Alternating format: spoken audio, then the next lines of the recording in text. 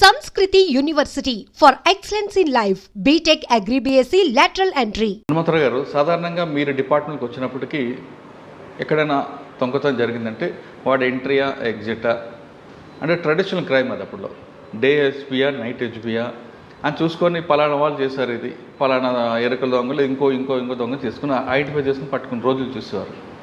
తర్వాత ఆర్థిక మోసాలు అదొక పద్ధతి ఉంది. ఇప్పుడు సైబర్ క్రైమ్కి వచ్చింది. ఇది సైబర్ క్రైమ్లో చదువుకున్న వాళ్ళు ఎక్కువ మంది మోసపోతున్నారు. కాబట్టి మోసపోకుండా ఉండాలంటే ఏం చేయాలనే విషయం సమాధానం చెప్పే ముందు హనుమంతరావు గారు కుటుంబ నేపథ్యం, హనుమంతరావు గారు బై ఛాన్సా బై చాయిసా ఈ డిపార్ట్మెంట్కి వచ్చారు? యాక్చువల్గా చెప్పాలంటే నేను లెక్చరర్గా పోదామని అనుకున్నాను. నేను ఎంఏ ఇంగ్లీష్ లిటరేచర్ చేశాను. నేను ఐ థాట్ ఆఫ్ గోయింగ్ నేను టీచింగ్ ప్రొఫెషన్కి వెళ్దాం అనుకున్నాను. మీ ఫ్యామిలీ బ్యాక్గ్రౌండ్స్ అది? మా ఫ్యామిలీ, మా పేరెంట్స్ ఐ హెయిల్ ఫ్రమ్ నేను ప్రకాశం జిల్లా. ఎక్కడండి ప్రకాశంలో? ఒంగోలు ప్రక్కనే ఒక 25 కిలోమీటర్స్ ఉంటుంది. పల్లామల్లి అనే విలేజ్ మాది. అక్కడ మా పేరెంట్స్ ఉంటారు. మాకంతా వ్యవసాయ నేపథ్య కుటుంబం. నేను, మా బ్రదర్ శ్రీనివాసరావు, ఇద్దరు అన్నదమ్ములు. మేము సిస్టర్స్ కూడా ఎవరు లేరు మాకు.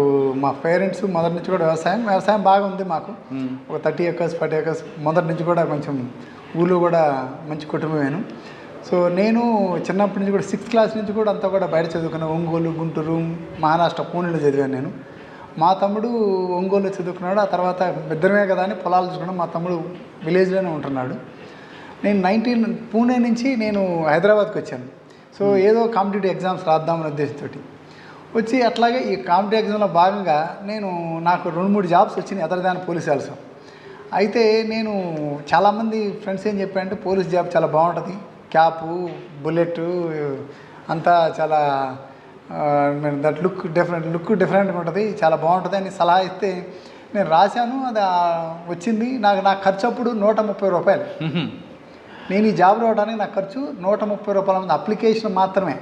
అంతకుమించి ఎటువంటిది కూడా ఎవరికి కూడా ఎటువంటి ఖర్చు కూడా లేదు. సో అట్లా ఈజీగా నేను డిపార్ట్మెంట్ రావడం జరిగింది. సార్, చిన్నప్పుడు మీరు ఒంగోలులో కానీ మీ ఊర్లో కానీ, మీ ఊరు ఒంగోలు అనగానే రౌడీజం కనిపిస్తుంటుంది. Addanki bus stand, Nellore bus stand, అక్కడ ఇన్స్పెక్టర్లు, ఎస్ఐలు, ఆ వాతావరణం ఎప్పుడు చూసారా? అంటే వాస్తవం చెప్పండి, అప్పుడు నేను చిన్నపిల్లలు 10th ఇంటర్ వరకు మాత్రమే అక్కడ ఉన్నాం.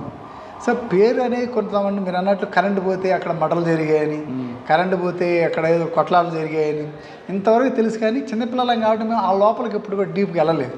మీరు అటు మాకు అక్కడ మేము చిన్నప్పుడు ఏమి వినేవాళ్ళం అంటే సినిమా వదిలిపెట్టారు, కరెంటు పోయింది అంటే మట జరిగింది అనుకునేవాళ్ళు.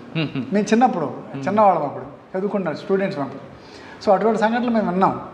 అయితే నేను గుంటూరు, ఆ తర్వాత ఇంటర్ తర్వాత నేను గుంటూరులో చదువుకున్నాను. గుంటూరు జేకేసీ కళలో చదువుకున్నాను నేను. సో అక్కడ ఉండే కానీ బట్ ఇటువంటి వాతావరణానికి ఎప్పుడు కూడా you believe me or not, నేను ఫస్ట్ టైం పోలీస్ స్టేషన్కి వెళ్ళింది నేను డిగ్రీ చదివేటప్పుడు. ఎవరో ఫ్రెండ్ సైకిల్ పోయిందంటే first time Guntur Randalapadu police స్టేషన్కి పోయాను నేను. అంతకుముందు పోలీస్ స్టేషన్ అంటే కూడా నాకు తెలియదు అసలు. అది కూడా ఫ్రెండ్ తోటి పోయాను కలిసి. సో ఆడ ఎక్స్పీరియన్స్, ఆయన హెడ్ కానిస్టేబుల్ కలిసి ఓహో బాగా ఉంది ఇది పర్లేదు, ఆయన మంచివాడు దొరికాడు మాకు లక్కీగా.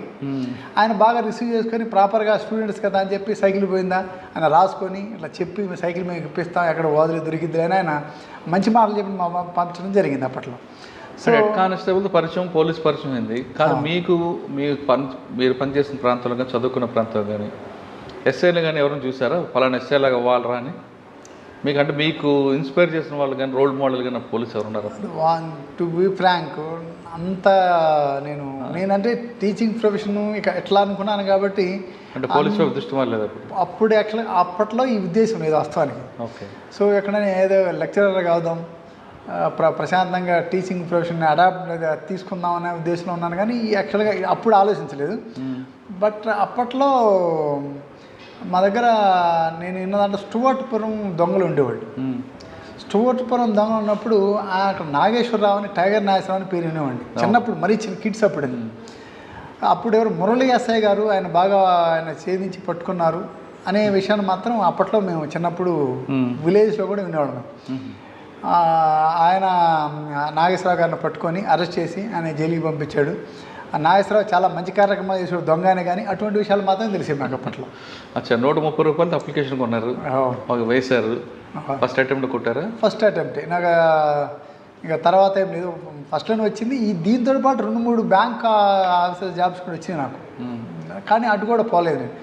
ఎందుకంటే మీరు లెక్చరర్ అవుదాం అనుకుని మరి ఎందులోకి ఎందుకు వచ్చారు? అనుకున్నాం, ఇక్కడికి వచ్చాను. ఈ జాబ్లో అప్పుడు ట్రై చేయలేం ఇంకా.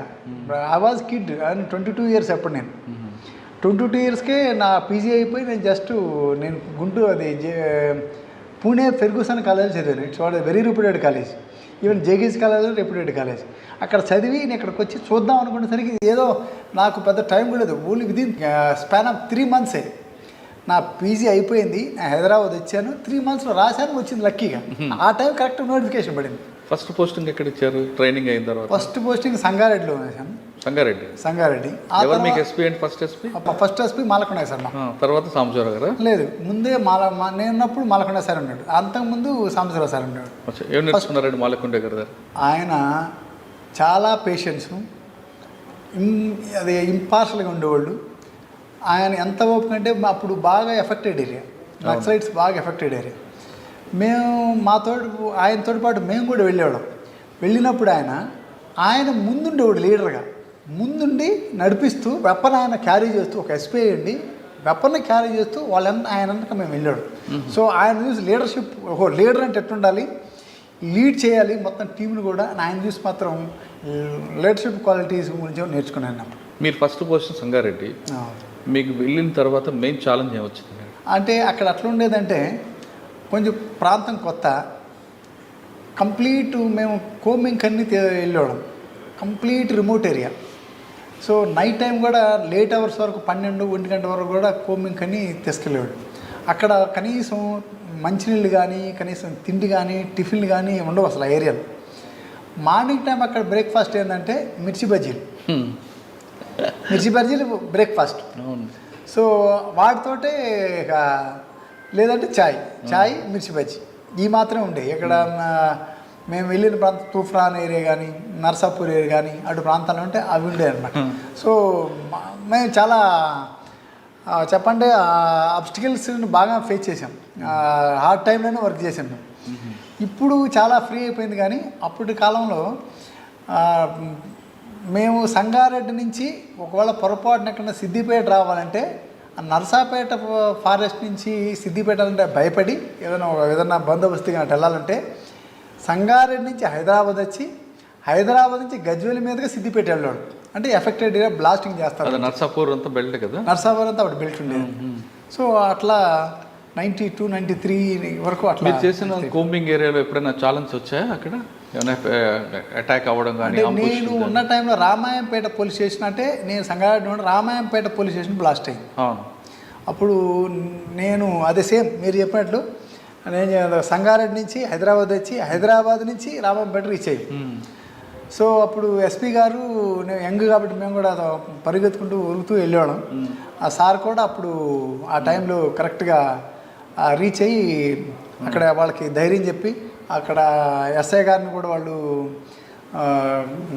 వాళ్ళ కస్టడీలో తీసుకుంటే ఆ తర్వాత వాళ్ళని మేనేజ్ చేసి మాట్లాడి వాళ్ళని విడిపించి చేయటం జరిగింది. అప్పుడు సంగారెడ్డి తర్వాత అండి నేను ఆ తర్వాత ఒంగోలు పీటీసీకి వెళ్ళిపోయాను. ఎందుకు? ట్రైనింగ్ అంటే నాకు టీచింగ్ ప్రొఫెషన్ ఇంట్రెస్ట్ అని చెప్పాను కదా. సో అట్లా నేను సెకండ్ పోస్టింగ్లో ఒంగోలు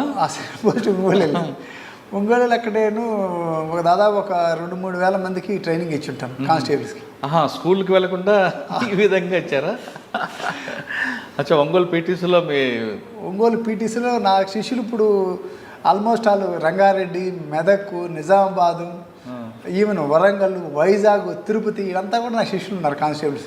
ఎక్కడ పోయినా కనీసం ఒక రికగ్నిషన్ ఏంటంటే నేను ఎక్కడ పోయినా కానీ సో మా సార్ మాకు అప్పుడు కొన్ని పాఠాలు చెప్పారని గుర్తుపెట్టుకుంటారు. కానీ బాగుంటుంది కదా సార్, అది మామూలు లాంటి కన్నా మనకి ఒక్కసారి కనుక టీచింగ్ ప్రొఫెషన్ కనుక అలవాటైతే మనం బయటికి రావడానికి ఇష్టపడం. మీకు ఫర్ ఇన్ఫర్మేషన్, ఇంకా నేను ఇన్స్పెక్టర్ అయిన తర్వాత అంబర్పేట పీటీసీలో 7 సంవత్సరాలు పనిచేసా, అదే మన టీచింగ్ ప్రొఫెషన్లో. సో అంటే ఇంట్రెస్ట్ కాబట్టి 2011 నుంచి 2018 వరకు మళ్ళీ ట్రైనింగ్ కాలేజీలో ఉన్నాను నేను. అంటే చెప్పి బయటకు వచ్చిన తర్వాత స్టూడెంట్స్ కనబడినప్పుడు వాళ్ళు చెప్తున్న మాటలు వింటే చాలా ఆనందం ఉంటుంది. చాలా ఆనందం సార్. నాకు తెలియకుండానే చాలామంది ఎస్ఐస్ సార్ మీ దగ్గర మీరు ట్రైనింగ్ అయ్యారు సార్, మీరు నాకు గుర్తుపట్టలేదు సార్ అంటారు. అప్పుడు మనకి చాలా ఆనందం వేస్తుంది. మీకు తరినట్టు కంటే కూడా పర్లేదు మనల్ని కనీసం మనం మర్చిపోయినా కాబట్టి గుర్తు చేసి మీరు ట్రైనింగ్ ఇచ్చారు సార్ అని వాళ్ళు రికగ్నైజ్ చేస్తానని చెప్పి చాలా హ్యాపీగా ఫీల్ అవుతాం. అచ్చా, ఒంగోలు పీటీసీలో ఎంతకాలం పనిచేస్తారండి? నేను ఆల్మోస్ట్ ఆల్ 1994 నుంచి 1998 వరకు చేశాను. అచ్చా, తర్వాత అండి? తర్వాత మళ్ళీ రంగారెడ్డికి వచ్చాను. రంగారెడ్డిలో నేను మళ్ళీ ఇక్కడికి వచ్చిన కొంతకాలం తర్వాత నాకు నవాపేట పోలీస్ స్టేషన్ ఇచ్చారు రంగారెడ్డి జిల్లాలో. రంగారెడ్డి జిల్లాలో అది రూరల్ ఏరియా. అప్పుడు కొంచెం ఈ నక్సలైట్స్ ప్రభావం కూడా తగ్గింది అప్పటికి. అంటే నవాపేటలో నక్సల్ ప్రభావం లేకపోయినా బాణామతి, విచ్క్రాఫ్ట్స్ బాగుండేవి, ఇవన్నీ కూడా ఎక్కువ ఉంది కదండి. ఆ బాణామతిని ఒకరొకరు నమ్మటం, ఈ నాలుకలు కోయటం జరిగింది. అయితే దానికప్పుడు మేమేం చేసామంటే ఆల్ ఇండియా రేడియోలో ఒక ఇంటర్వ్యూ ఇచ్చాం. అప్పటి కాలంలో ఆల్ ఇండియా రేడియోలో ఒక ఇంటర్వ్యూ ఇచ్చాం. ఇట్లా నమ్మొద్దు, ఈ మూఢనమ్మకాలు. కందుకూరి వీరేశలింగం పంతులు గారు చెప్పారు, దేవుడు ఇచ్చిన ప్రతిరోజు మంచి రోజే మనకి. అది రోజులే మంచి అయినప్పుడు వాళ్ళు చెడ్డ చేస్తారు, వీళ్ళు మంచి చేస్తారని ఎట్ట అనుకుంటాం. అందరం మనుషులమే. అది అపోహలు మాత్రమే, నమ్మకాలు మాత్రమే. ఒకటి నమ్మకాలను నమ్మొద్దు అని. దాంతో పాటు కంప్లీట్గా రూరల్ ఏరియా కాబట్టి విలేజ్లో ప్రతిరోజు అక్కడ తక్కువ పని ఉండేది వాస్తవంగా. అక్కడ నెలకి 10-15 కేసులు మాత్రమే అయ్యాయి. సో ఆ టైంలో మేము ఏం చేసేవాళ్ళం అంటే ఆ ఊర్లు విలేజ్కి వెళ్ళి చెప్పాక మాకు చెప్పడం అంటే ఇంట్రెస్ట్ అని. సో కాబట్టి అక్కడికి వెళ్ళి వాళ్ళందరితో ఇంటరాక్ట్ అయ్యేవాడు రైతులతోటి. రైతులు చెప్తుంటే వాళ్ళు వ్యవసాయం చేసేటప్పుడు ఎట్లా చేసుకోవాలి, వాళ్ళు వచ్చినా కూడా అప్పుడు కూడా వాళ్ళు చిన్న చిన్న ఇష్యూస్ తోటి వస్తే కూడా వాళ్ళ కేసులు కూడా తొందరపడి చేసేవాడు ఆ కాలంలో. వాళ్ళు తర్వాత పోయిన తర్వాత అరే కేసులు చేయలేదు సారు, కేసులు చేస్తే చాలా ఇబ్బంది పడేవాడు అని అప్పట్లో ఆ కాలంలో. అటు ఈ కాలం అది కుదిరేది కాదు, ఆ కాలంలో నడిచింది అది. ఎవరండి అప్పుడు ఎస్పీ మీకు? అప్పుడు ఎస్పీ రామచంద్రరావు సార్ ఉంటే. అప్పుడు ఆ ఫోన్ కూడా సరిగ్గా వచ్చాయి కదా అప్పటికి. అప్పుడు కూడా ఫోన్లు సరిగ్గా పనిచేసేవి. అప్పుడు మీకు డిఎస్పీ గురుచరణ్ దాసా? గురుచరణ్ దాస్ అని ఉండే వికారాబాద్ ఉండేవారు. వికారాబాద్ ఉండేవాడు. సో అట్లా వాళ్ళ అవేర్నెస్లు బట్ విలేజ్కి వెళ్ళటం, స్కూల్స్కి వెళ్ళటం, ఇంటరాక్ట్ కావటం, టీచర్స్ ఇంటరాక్ట్ కావటం, అట్లా మనం కొంచెం అవేర్నెస్ క్రియేట్. జానపద కళాకారులు వాళ్ళ ప్రోగ్రామ్ కూడా పెట్టించేవారు కదా. వాళ్ళ ప్రోగ్రామ్స్ పెట్టించడం, దాంతోపాటు మన జ్యుడిషియరీకి సంబంధించిన అవేర్నెస్ క్యాంపులు కూడా పెట్టేవాడు. సో అట్లాగూ ఒక నవపేట గ్రామంలో పెడితే ముందు ఓన్లీ డిస్ట్రిక్ట్ జడ్జి గారు వస్తున్నారు. చాలామంది గ్యాదర్ చూసి ఏందో పొలిటికల్లోకి వచ్చినట్టు వచ్చారు, ఏందా ఎంతమంది వచ్చారని చెప్పి హైకోర్టు జడ్జి గారు కూడా వచ్చారు. వచ్చి ఆయన కూడా అటెండ్ అయ్యి లీగల్ అవేర్నెస్ క్యాంప్లో ఆయన కూడా పార్టిసిపేట్ చేశారు అప్పట్లో. సార్ నవాపేట తర్వాత? నవాపేట తర్వాత నేను హైతనగర్లో పనిచేశాను. ఇక్కడ దొంగతనాలు బాగుండేవి కదండి అప్పట్లో. డకాయిట్లు ఉండేవి, లేదా అన్నోన్ మర్డర్స్ ఉండేవి, రోడ్ యాక్సిడెంట్స్ ఉంటాయి. మీకు బాగా గుర్తుండిపోయిన కేసు చెప్పండి. అక్కడ మర్డర్ కంటే కూడా ఒక చీటింగ్ కేసు అనేది చంద్రమౌళి అనేవాడు, ఒక చంద్రమౌళి రెడ్డి అనే ఒక ఉండేవాడు. ఆ రామోజీ ఫిలిప్స్ ఇంటి దగ్గర కొన్ని 100 ఎకరాలు అంటే 120 ఎకరాలు అయితే 60 ఎకరాల్లో లేఅవుట్ వేసి డబుల్ రిజిస్ట్రేషన్ చేశాడు. సో ఆ రకంగా పాపం చాలామందిని మోసం చేశాడు అతను. ఆ విషయంలో బాధితులకి అంతా బాసటగా తెలిసి అప్పుడు మహేందర్ రెడ్డి సార్ ఉండేవాడు సిపిగా కూడా. వాళ్ళకంతా కూడా ఒక బాధితుల సంఘం లాగబెట్టి వాళ్ళందరిని పిలిపించి ఎవరైతే ఈ చీటింగ్ చేశాడో వాళ్ళతో అంతా మాట్లాడి ఎంతో కొంత వాళ్ళకి సార్ ద్వారా ఆ టైంలో వాళ్ళకి పసుమమ్మలది కాదు, అది రామోజీ ఫిలిప్స్ పక్కనే ఆనుకొని ఉంటుంది. అబ్దుల్లా పర్మిట్. తర్వాత అండి ఆ తర్వాత నేను గట్కేసర్ వేసాను. గట్కేసర్ చాలా ప్రశాంతమైన ప్రదేశం. అక్కడ కొంతకాలం చేశాను. ఆడంతా అన్నీ ప్రశాంతంగా ఉండే, చిన్న చిన్న ఇష్యూస్ ఉండేవి కానీ అంత పెద్దగా మర్డర్ అయ్యానే చిన్న చిన్న పెట్టి ఇష్యూస్ కోసం మర్డర్ అయ్యాయి. ఆర్గనైజ్డ్ క్రైమ్ కాదు. ఆర్గనైజ్డ్ క్రైమ్ కాదు. దొంగతనాలు ఎక్కువ కదండి అక్కడ. అప్పటికి కొంచెం తగ్గుముఖం పెట్టినాయి. ఇది 2004 కొద్దిగా తగ్గుముఖం పెట్టినాయి. నేను అక్కడ కొంతకాలం చేసిన తర్వాత నేను మళ్ళీ సరూర్ నగర్ ట్రాన్స్ఫర్ అయ్యాను. సరూర్ నగర్లో కొంతకాలం పనిచేశాను. అక్కడ కూడా ఒక పెద్ద స్కామ్ ఉంది. అది కూడా సూర్య రియల్ ఎస్టేట్స్ అని. వాడు సెంట్ భూమి లేకుండా కొన్ని వేల మందికి భూములు అమ్మాడు. సో దాంట్లో కూడా మేము అప్పుడు మహేందర్ రెడ్డి సార్ ఉన్నప్పుడు వీళ్ళందరూ బాధితులందరూ కూడా ఒక ప్లాట్ఫామ్ ఏర్పడి అందరినీ పిలిపించి మాట్లాడనని చెప్పారు. మేము ఒక ఫంక్షన్ హాల్ తీసుకొని మాట్లాడితే కనీసం పెళ్లి కంటే ఎక్కువ మంది వచ్చారు దానికి. వాడు బాధితులు. సో పాపం బాధేస్తుంది, బాధేసేది బాగానే. కానీ అయితే కేసు రిజిస్టర్ చేసాం మేము. సరూర్ నగర్లో కొన్ని, హయత్ నగర్లో కొన్ని. అంటే అది ఆఫీస్ ఏమో సరూర్ నగర్లో ఉండేది, అతను రిజిస్ట్రేషన్స్ అన్నీ జరిగే కదా హయత్ నగర్లో ఉండేది. అప్పుడు ఎవరైతే ఈ ఇన్వాల్వ్మెంట్ అయ్యాడని చెప్పి ఎస్ఆర్ఓ ఉంటాడు, రిజిస్ట్రార్ని కూడా అక్యూజ్గా మేము చేసి రిజిస్ట్రార్ని కూడా అరెస్ట్ చేయడం జరిగింది. అప్పుడు సార్ మీరు సరూర్ నగర్లో పనిచేసిన టైంలోనే అట్రాక్షన్ డైవర్షన్ గ్యాంగ్ ఉండేది. అవును, ఆ గ్యాంగ్ కోసం మీరు పడ్డ కష్టం సార్ చెప్పండి. అటెన్షన్ డైవర్షన్ మేము అప్పట్లో స్నాచింగ్ జరిగిందంటే మేమే చేసినట్టు లేచి నుంచున్నాం సీట్లో నుంచి. ఎందుకంటే మాకు ప్రెజర్స్ అట్లా ఉండే. అంటే ఆఫీసర్స్ కూడా వాళ్ళు సదుద్దేశంతో చెప్పేవాళ్ళు, చెడు ఉద్దేశం కాదు. మాకు ఆ రకంగా ఇన్స్ట్రక్షన్స్ ఇస్తే ఆ భయానికి మేము కూడా ఏం చేసేవాళ్ళు అంటే ఇమ్మీడియట్గా ఏరియాలోకి వెళ్ళి అన్నీ కూడా టీంలు ఫామ్ చేసి ఎక్కడికక్కడే క్రైమ్ ఎస్ఐ ఒక సైడ్ ఎంతమంది అయితే లా అండ్ ఆర్డర్ ఎస్ఐ అంతమంది లా అండ్ ఆర్డర్స్ ఎటైతే వాళ్ళు విత్డ్రా కావడానికి అవకాశం ఉన్న ప్రతి రూట్కి కూడా ముగ్గు నగలు మఫ్టీలు పంపించి వెహికల్ చెకింగ్ చేసి అట్లా పట్టుకున్న సంఘటనలు కూడా ఉన్నాయి. అది కాకుండా మీకు అప్పుడు ఇన్స్పెక్టర్ చంద్రశేఖర్ గారు ఉండేవారు. అవును, ఆయన మీరు మీ టీం అంతా కలిపి వెంకటేశ్వరం ఇంకొక ఎస్ఐ ఉండేవారు. మీరే ఒక డెమో చేసి ఇచ్చారు, గుర్తుందా? ఆ టైంలో చాలా కార్యక్రమాలు చేసాం, కొన్ని సమయాల్లో బ్లేమ్ కూడా అయ్యాం.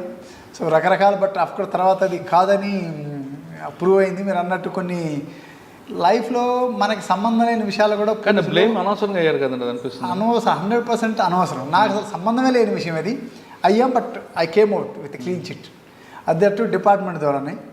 So after enquiry clean chit ఇచ్చారు. కరెక్టే, కానీ ఆ రోజు ఆ డ్యామేజ్ మాత్రం మీరు అన్నట్టు ఆ డ్యామేజ్ రికవర్ కావటం. బట్ వన్ థింగ్ ఏంటంటే నాకు ఒక గుడ్డో బ్యాడో నాకు తెలియదు, కానీ నాకు డిపార్ట్మెంట్లో మంచి పేరు ఏంటంటే అయ్యో పాపం వాడు అటు చేస్తాడా అనే పేరు అయితే ఉంది.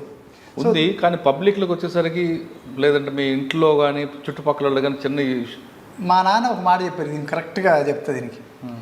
నీకు మా నాన్న ఏం చెప్పారంటే నీకు తెలిసిన వాళ్ళు నీ గురించి ఏమనుకుంటారు అన్నాడు. నీకు తెలిసిన వాళ్ళు నీ గురించి ఏమనుకుంటారు, నీ గురించి చెడ్డగా అనుకుంటారా మంచిగా అనుకుంటారా అడిగారు. నా గురించి మన తెలిసిన వాళ్ళు అయితే ఊరు చెడ్డగా అనుకున్నానా అన్న. మరి తెలియని వాళ్ళ గురించి నీకు ఎందుకు అన్నాడు ఆయన. ఇప్పుడు మంచి చెడ్డ ప్రతి చోట ఉంటుంది. తెలిసిన వాళ్ళు నువ్వు చెడ్డగా అనుకుంటే నువ్వు తప్పు చేసినట్టు, తెలియని వాళ్ళు చెడ్డగా అనుకుంటే నీకు సంబంధం లేని విషయం. సో దాన్ని నువ్వు రిపేర్ చేయలేవు, అందరూ ప్రతి ఒక్కరి దగ్గర నువ్వు చెప్పలేవు. మంచి మాట చెప్పారు ఆయన. అందుకని ఆయన అంతకుముందు నేను కొంచెం గిల్టీ ఫీల్ అయ్యండి, అది ఎవడండి అనుకుంటాడు అని. ఆ తర్వాత ఆయన మాట చెప్పిన తర్వాత చాలా ధైర్యంగా ఫీల్ అయ్యాను. నాన్న చెప్పిన తర్వాత ఇంకా మనకి ఇంక తిరిగే ఉంది అంతే కదా. నాన్న అమ్మ చెప్పిన తర్వాత ఓకే. సరూర్ నగర్ తర్వాత ఎక్కడికి వచ్చారండి? సరూర్ నగర్ తర్వాత నేను కొంతకాలం నిజామాబాద్ ఒక పోస్టింగ్ చేశాను, కోటగిరి పోలీస్ స్టేషన్లో షార్ట్ పీరియడ్. ఆ తర్వాత సుల్తాన్ బజారు, ఆ తర్వాత ప్రమోషన్ వచ్చింది. ఆ తర్వాత ప్రమోషన్ తర్వాత ఆల్మోస్ట్ ఆల్ 11 నుంచి 18 వరకు పీటీసీలో పనిచేశాను. సార్ కోటగిరిలో ఎలాగుంటుంది క్రైమ్ కల్చర్? అక్కడన్నీ అదంతా కూడా సెటిలర్స్ అంతా కూడా ఆంధ్ర నుంచి సెటిల్ అయిపోయిన వాళ్ళు ఉంటారు అక్కడ. కోటగిరి అంటే జస్ట్ మనకి బోర్డర్, మన మహారాష్ట్ర బోర్డర్. అక్కడ అన్ని చిన్న ఇష్యూస్ ఉండేవి. ఈ రైతులు చిన్న కొట్లాడుకోవడం, చిన్న దొంగతనాలు. ఆ తర్వాత రైసు అప్పట్లో నేను పోయేసరికి అది లేదు ఆ కల్చర్. అంతకుముందు ఎట్లుండేదంటే ఇప్పుడు మనకు ఆంధ్ర యునైటెడ్ ఏపీ ఉన్నప్పుడు ఇక్కడ నుంచి ఆ మహారాష్ట్రకి రైస్ని తీసుకుపోయాడు దొంగతనంగా, అక్కడ ఎక్కువ రేటుకి అమ్ముకునేవాడు. కానీ నేను పోయేటే ఇంకా అది కూడా ఏం లేదు యాక్చువల్గా, ప్రశాంతమైన ఏరియా. నేను పోయేసరికి ప్రశాంతమే, పెద్ద ఇష్యూస్ ఏ ఉండేవి కాదు అక్కడ. కోటగిరి తర్వాత సుల్తాన్ బజార్ షార్ట్, ఈ రెండు కూడా చాలా షార్ట్ పీరియడ్. తర్వాత అండి ఆ తర్వాత ప్రమోషన్, ఆ తర్వాత పీటీసీ ఆల్మోస్ట్ ఆల్ 7 years. పీటీసీలో ఎలాగుంటుందండి మీకు? నేను బాగా ఎంజాయ్ చేసే ప్రదేశం ఏంటంటే ఆ పీటీసీని. ఎందుకంటే నాకు టీచింగ్ కొంచెం ఇంట్రెస్ట్, పైగా నాకు చెప్పాలనే ఆనందం ఎక్కువగా ఉంటుంది నాకు. ఇది పిల్లలకి ఏదైనా ప్రిపేర్ నేను 1 గంట చెప్పాలంటే నేను 2 hours ప్రిపేర్ అవుతాను. ఎందుకంటే అది ఎప్పుడు కూడా మనం చెప్పేది ఇంటాక్ట్గా వాళ్ళకి చేరాలి. అప్పుడే మనల్ని వాళ్ళు గుర్తుపెట్టుకుంటారు. మనం గుర్తుపెట్టుకోవాలంటే మనం వాళ్ళకి బాగా టీచ్ చేయగలగాలి అని మనసులో బాగా అనుకొని ప్రిపేర్ అయ్యే బాగా వెళ్తాం. సార్ అంబర్పేట పీటీసీ అనగానే మంచి పేరు ఉందండి, అంత డౌటే లేదు. కానీ హాస్టల్ విషయంకి వచ్చేసరికి కొంతమంది ఆఫీసర్లు కొల్యూట్ అవుతారనేది వార్త ఉంది. అంటే సో హ్యాపన్స్, నేను కాదని చెప్పను, అవునని చెప్పను. ఎందుకంటే నేను ఐ నెవర్ మెస్ ఇన్ఛార్జ్ కానీ అటువంటి ఇప్పుడు నేను పనిచేయలేదు. యాక్చువల్గా ఉన్నంతకాలంలో కూడా నేను ఓన్లీ మా టైమింగ్స్ ఉంటాయి. మాకు 9 o'clock స్టార్ట్ అవుతాయి, 5 క్లాసులు జరుగుతాయి. మాకు ఒకరోజు 3 క్లాసులు ఉంటాయి, ఒకరోజు 4 క్లాసులు ఉంటాయి, ఒకరోజు 2 క్లాసులు ఉంటాయి. ఆ క్లాసులు అటెండ్ అవుతాం, ఉంటాం, ఏమైనా ఉంటే నోట్స్ ప్రిపేర్ చేసుకుంటాం, పీపీటీస్ ఉంటాయి, పవర్ పాయింట్ ప్రెజెంట్ అవి తయారు చేసుకుంటాం నెక్స్ట్ డేకి. అంతవరకు చూసుకుని వచ్చేవాళ్ళం, కానీ అదర్ వే ఉన్న విషయాల్లో పెద్ద ఇన్వాల్వ్ అయ్యాం.